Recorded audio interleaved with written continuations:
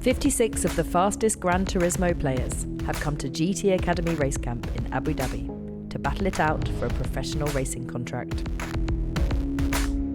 To progress through the competition, they must show the judges they have a high level of medical, physical and psychological fitness, as well as the competitive edge required to become a racing driver.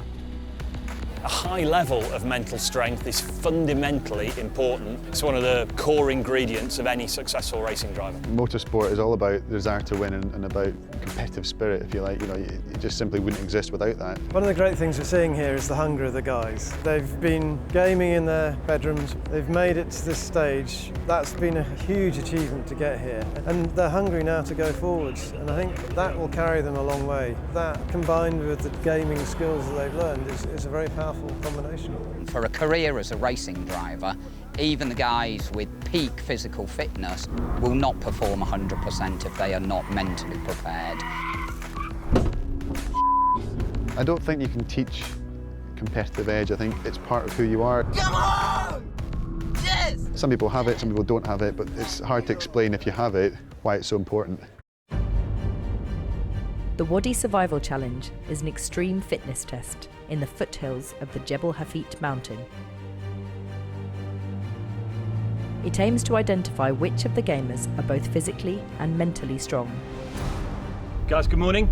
You've come a long way, but for some of you, this is where the dream will end. Racing drivers have to be physically fit, but more so, this challenge will test your commitment and your will. Show us how badly you want this. Let's go, guys. So a racing driver has to be physically fit, but this challenge is much more about seeing their level of determination and willpower. We're looking at how they push themselves when ultimately they maybe fear everything is lost. 3, 2, 1, go! The competitors need to put everything they have into the challenge, as the bottom 2 from each nation will be eliminated from Racecamp. The mental aspect today is crucial. In this heat, with the added pressure that their dream could be over today, will make that extra bit of difference. I know from racing in Formula 1 that you can add an extra 20 beats per minute by just concentrating. With the added pressure by going home, it will be nice to see who's got the stronger mentality. Physically, this will be the hardest thing they've ever done. Given the ambient heat, the nature of the activity, we've got all the ingredients of a brilliant duathlon. It's going to be fascinating to see how the guys get on. They just have to focus on their own race, keep their heart rate as low as possible, focus on the next thing they're going to have to attack and cut everything out. It's exactly what you have to do when you're on the racetrack. As soon as you start thinking about cars in front or behind, you end up slowing down. There's probably about 50% of the guys that are going to be okay, 25% of the guys who I think are going to struggle, another quarter who I think are going to find this incredibly difficult.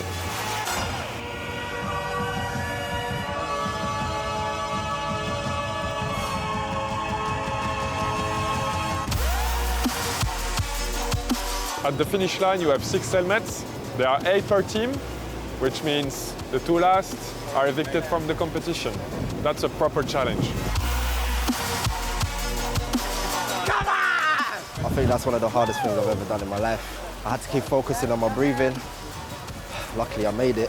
The whole way through was just a mental game for me more than a physical one. I kept telling myself, I'm not the body, I'm not the mind, and I just kept going. Somehow I found some reserve in me. I managed to make it through to the next round, so I'm very, very happy. Super quick! It was quite tough, actually, yeah. This is the only thing I've ever wanted for. I have to give everything every second I'm here. I want it so badly. Mentally it's very tough because I was one of the last after the running, so I have to motivate me on the swimming part. Yeah, I'm very happy about that.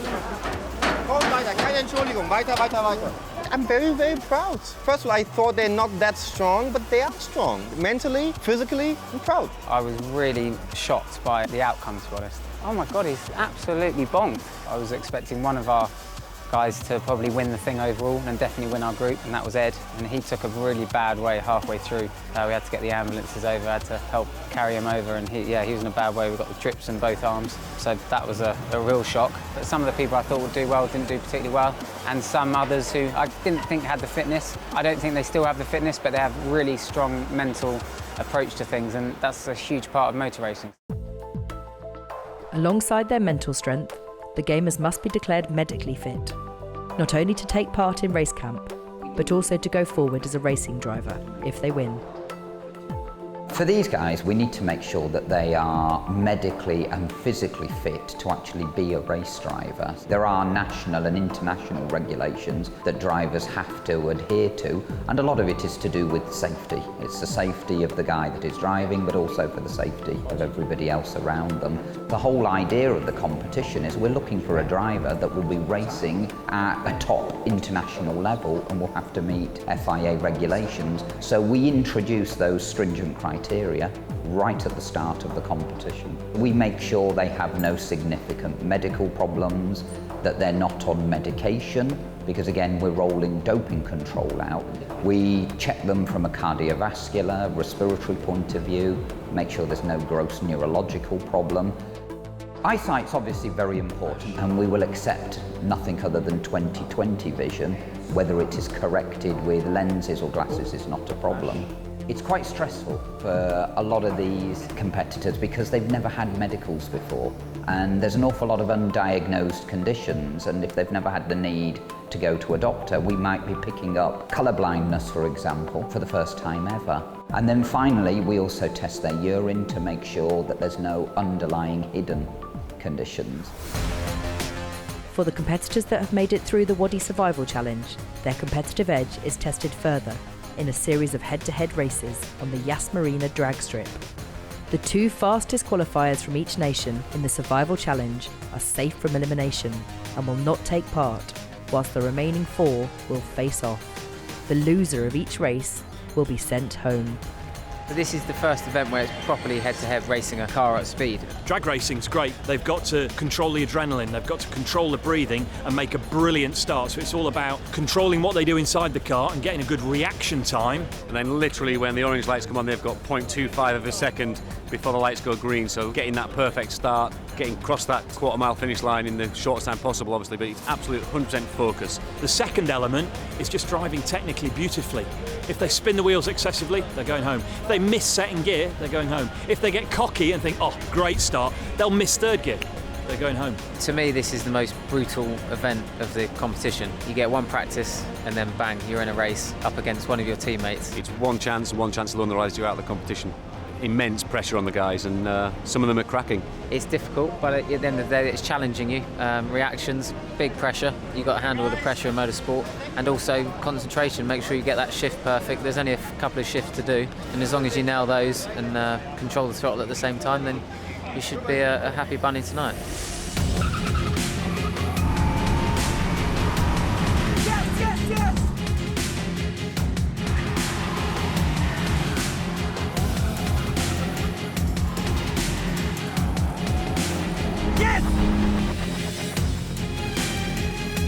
The Italians are the final market that are going through the drag racing exercise, and clearly the anticipation has been mounting, the pressure has been building, and that's another element that they've got to cope with. I think it's better to do it first, because when you are the last one, it's always get more pressure, so it's going to be tough, I think.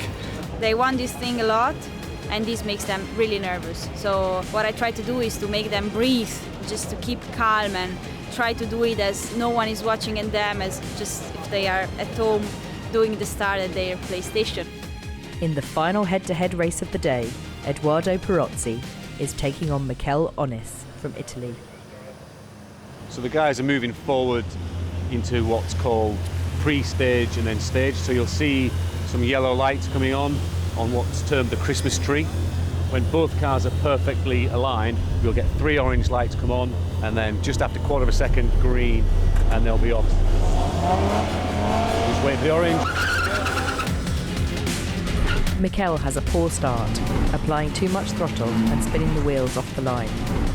Edoardo pulls away from him, and as Michele attempts to catch up, he misses a vital gear change. He crosses the line over 3 seconds behind the winning car. His dream of winning GT Academy is over. The emotion that comes out afterwards when you're sat in the car alongside them is incredible. You then realise how much it means to them when they've won or they've lost. Unfortunately, there is a loser and a winner. I've lost 2 of my guys in the team, and of course now I'm sorry about them. at the same time, I'm really proud of the two who made it. Well, he made a mistake, he missed second gear. And he knows he did. The mental situation, it's quite important. For sure he was feeling much more the pressure compared to the other guy. It's so easy, it's probably one of the moments where it's easiest to make mistakes because you're full of adrenaline and you just have to make everything perfect and smooth. That's the hardest thing. I think that he was too much under pressure and he couldn't really control himself. After these two challenges, only 28 of the competitors with the psychological strength to be a pro driver have survived. Join us next week when we find out how the gamers develop their racecraft and finesse their on-track abilities.